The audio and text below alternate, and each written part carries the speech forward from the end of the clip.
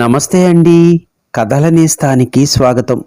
ఈరోజు మనము డాక్టర్ మజ్జి భారతి గారు రచించిన పరువమా నిదానించు అనే చక్కని సందేశాత్మకమైన కథను విందామండి. ఇక కథలోనికి వెళ్ళిపోదామా అండి? మేఘాల మధ్య పయనిస్తున్న సుదేష్ణ చేతిలో పెళ్లి కార్డు నలుగుతోంది. మై గాడ్, ఆ రోజు అంకులు రాకపోయుంటే ఇందులో పెళ్లి కూతురిగా తన పేరుండేది. Thank God. అసలు 17 వయసులో ఏం తెలుసని ఆలోచిస్తే నవ్వొస్తోంది. అప్పుడెంత మూర్ఖంగా ప్రవర్తించామా అని. ఆ వయసులోనే ప్రేమ, ఒకరిని విడిచి ఒకరు ఉండలేనంత భ్రమ, పెద్దల్ని ఎదిరించైనా పెళ్లి చేసుకోవాలన్న అవివేకం, పెళ్లి చేసుకుని ఇంటికి తిరిగి వస్తే వాళ్లే ఒప్పుకుంటారన్న విశ్వాసం. ఎంత తెలివి తక్కువతనం. అసలు సిద్ధార్థలో తానేమి చూసిందప్పుడు? అందమా, చదువా, ఆస్తా? పెద్ద అందగాడు కాదు, చదువులో తనకన్నా తెలివైన వాడైతే కాదు. ఆస్తా? అప్పటికి అటువంటి విషయాలు ఆలోచించుకునేటంత తెలివితేటలు కూడా లేవు. మరెందుకు ప్రేమించానని అనుకుంది? తనని తానే ప్రశ్నించుకుంటే దానికిప్పుడు సమాధానం లేదు. వయసుతో వచ్చిన ఆకర్షణ ఉంటుంది. అది వ్యామోహంగా మారి ఉంటుంది. లేకపోతే మరేమిటి? సిద్ధు పేరు వినగానే తనలో ఏవో పులకరింతలు, సిద్ధు వేలుకొసలు తాకగానే మనసులో ప్రణయరాగాలు. అవే జీవితానికి అర్థం పరమార్థం అనిపించేది. సిద్ధుని క్షణం వదిలి ఉండలేననిపించేది.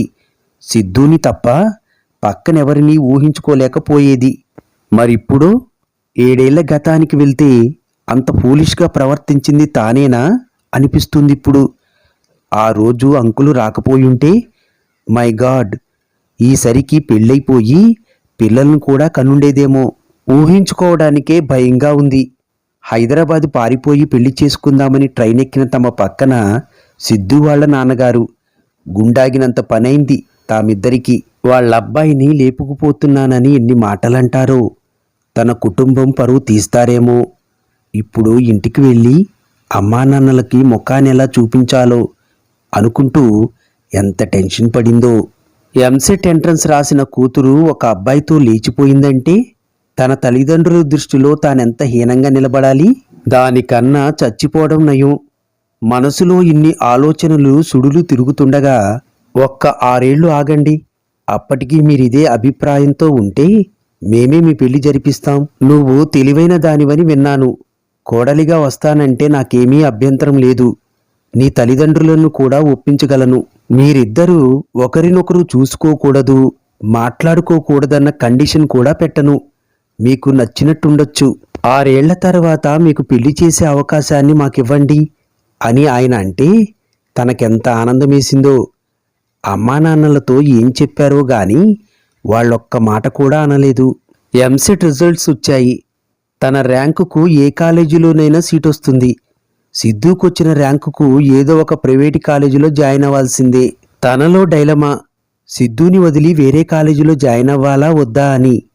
కానీ ఎన్ఐటి వరంగల్లో సీటొచ్చాక వేరే ఆలోచన లేకుండా జాయిన్ అయిపోయింది. సిద్ధుకి తానంత దూరం వెళ్ళడం ఇష్టం లేకపోయినా ఏమీ మాట్లాడలేదు. అక్కడికి వెళ్ళాక తనకు గుబులుగానే ఉండేది సిద్ధుని వదిలి వచ్చానని. కానీ ఫోన్లు, వీడియో కాల్సు ఆ విషయాన్ని మరిపించేవి. రాను రాను కొత్త పరిచయాలు, స్నేహాలు, సెమినార్లు, ప్రాజెక్టులు, అలా సిద్ధుతో మాట్లాడే సమయం తగ్గిపోతూ వేరే విషయాల మీద ఫోకస్ ఎక్కువయింది. మొదటిసారి సెలవులకు వెళ్ళినప్పుడు ఎప్పుడెప్పుడు సిద్ధుని చూస్తానా అనిపించిన తనకు ఆ తర్వాత ఇంటికొస్తే ఫ్రెండ్స్తో ప్రాజెక్టుల గురించి, క్లాసుల గురించి, పరీక్షల గురించి మాట్లాడటంతో సరిపోయేది. సిద్ధుని కలిసినా మొదట్లో ఉన్న ఎగ్జైట్మెంట్ ఉండేది కాదు. చుట్టూ ఉన్న లోకం పరిధి విస్తృతమవుతుంటే ఆలోచన సరళి కూడా మారుతుంది. ఆ విషయం ఎన్ఐటీలో చేరాక తెలిసింది తనకు. ఎన్ఐటి క్యాంపస్లో కొన్నాళ్లు గడిపాక దీని ముందు ఇంతవరకు తాను చూసిన ప్రపంచం చాలా చిన్నదనిపించింది. తాను చదివిన కాలేజీలో నెంబర్ 1 తానే. మరిక్కడో తనలాంటి వాళ్ళు ఎంతోమంది. మొదటి 3 ర్యాంకుల్లో కాదు సరికదా, మొదటి 10 ర్యాంకుల్లో ఒకరిగా ఉండాలన్నా ఎంత కష్టపడాలో తెలిసొచ్చింది. నూతిలోని కప్ప సామెత అర్థమైంది. అప్పట్లో ఎంత మూర్ఖంగా ఆలోచించానా అనిపించేది. అందరి తల్లిదండ్రులు అంకుల్లాగా ఆలోచిస్తే టీనేజ్ పెళ్ళిళ్ళు, వాటితో వచ్చే గొడవలు, ఆత్మహత్యలు, పరువు హత్యలు ఉండనే ఉండవు. ఆ రోజు అంకుల్ రాకపోయి ఉంటే తామిద్దరి జీవితాలు ఇప్పుడు ఎలా ఉండేవో ఊహకు కూడా అందటం లేదు సుదేష్ణకు. ఏదేమైనా తానిప్పుడెలా మంచి ఉద్యోగం చేస్తూ అమెరికా వెళ్తుందంటే అంకులే కారణం. ఎదురుగా లేని సిద్ధార్థ తండ్రికి మనసులోనే కృతజ్ఞతలు చెప్పుకుంది సుదేష్ణ. సుదేష్ణ అమెరికా వెళ్తుందట, నీ పెళ్లి కార్డిస్తే బాగుంటుందేమో అన్న నాన్న మాటలకు సిద్ధార్థకు మనసులో సందిగ్ధం. తన పెళ్లి శుభలేఖ సుదేష్ణకివ్వాలా? తామిద్దరూ కలుసుకుని ఎన్ని రోజులైంది? కొన్ని నెలలై ఉంటుంది. 7 ఏళ్ల కిందట తెలియని తనంతో వయసు తెచ్చిన ఆకర్షణకు లోనై ప్రేమించుకున్నామని, పారిపోయి పెళ్లి చేసుకుందామని అనుకున్నారు. అది జరగలేదు. కాలంతో పాటు తమ మధ్య ఆకర్షణ కూడా కరిగిపోతూ వచ్చింది. మొదట్లో బాధగా, శూన్యంగా అనిపించినా, తర్వాత స్నేహితుల్లా అనిపించినా, ఆ తర్వాత ఏమీ అనిపించేది కాదు. కలిసినప్పుడు ఏం మాట్లాడాలో కూడా తెలిసేది కాదు. హాయ్, ఎప్పుడొచ్చావు, ఎలా ఉన్నావు తప్ప వేరే మాటలు కూడా ఉండేవి కాదు. ఒకప్పుడు తామిద్దరూ ప్రేమించుకున్నామన్న విషయాన్ని కూడా మర్చిపోయారు. ఇప్పుడు ఈ శుభలేఖ ఇవ్వడం అంత అవసరమా అన్నట్టు చూస్తే అవునన్నట్టు చూసిన తండ్రి చూపులతో ఎయిర్పోర్టుకు వెళ్ళాడు సిద్ధార్థ. ఓహ్, అప్పుడే పెళ్ళా? ఎనీవే కంగ్రాచ్యులేషన్స్ అని చెప్పిందే గాని ఆమె గొంతులో ఏ రకమైన డిసప్పాయింట్మెంట్ లేదు. ఉంటుందని తాను మాత్రం ఎక్స్పెక్ట్ చేశాడా? లేదు. సుధీ ఎన్ఐటికి వెళ్ళిన సంవత్సరం తర్వాత అనిపించింది తామిద్దరూ సంవత్సరం కిందట ఇలా లేమని. ఒకరిని విడిచి ఒకరు ఉండలేకపోవటం, ఎప్పుడెప్పుడు చూస్తామా అని ఎదురు చూడడం, కలిశాక చుట్టూ ఏం జరుగుతుందో కూడా పట్టించుకోకపోవడం. ఇంటర్ చదువుతున్నప్పుడు ఆ స్థితిలోనే ఉండేవారు. పెద్దవాళ్ళు ఒప్పుకోరని పారిపోయి పెళ్లి చేసుకుందాం అనుకున్నారు. నాన్న రాకపోయుంటే అంత పని జరిగేదే. 6 ఏళ్లు పోయాక మీ పెళ్లి జరిపిస్తానన్న నాన్న భరోసాతో వెనక్కొచ్చిన తాము, భరోసా ఏంటిలే, 4 తగిలించి ఇంటికి తెస్తే మాత్రం కాదన్న వాళ్ళెవరు? ర్యాంకులను బట్టి వేర్వేరు కాలేజీలో జాయిన్ అవ్వాల్సి వస్తే మొదట్లో ఎంత బాధపడ్డారో. తర్వాత సుదేష్ణ ఎన్ఐటీలో చేరాక తమ ఇద్దరి మధ్య దూరం పెరిగిందని ఎంత తల్లడిల్లిపోయారో.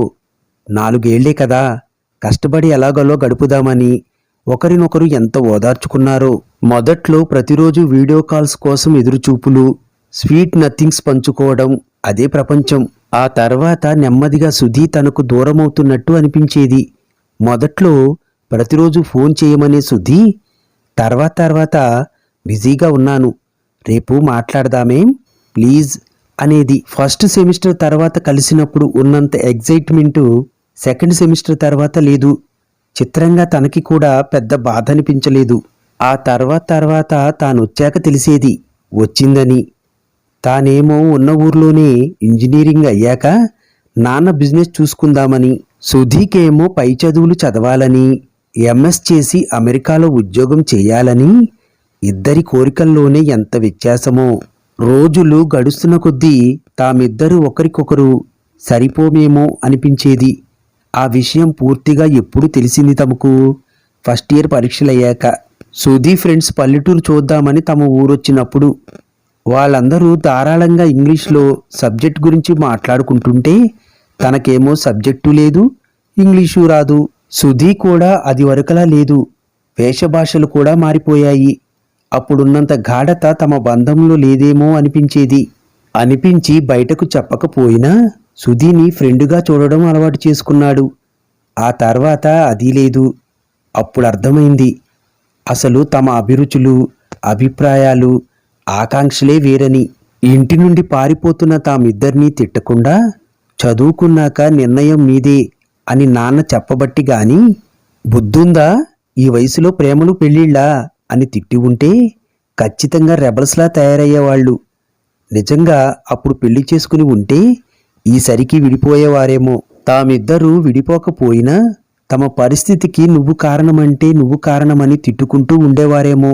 అటువంటి పరిస్థితి తమకు ఎదురవ్వకుండా తెలిసి తెలియని వయసులోని విరిసి విరియని ప్రణయాలు ఎన్నటికీ మేలు చేయవని, పరుగులు తీసే పరువాన్ని నిదానించుకోవాలని, చదువు పూర్తయి ఉద్యోగాలు సంపాదించుకున్నాక తీసుకునే నిర్ణయాలకు విలువ ఉంటుందని, తామిద్దరికీ సున్నితంగా తెలిపినందుకు నాన్నకు థ్యాంక్స్ చెప్పుకోవాలి.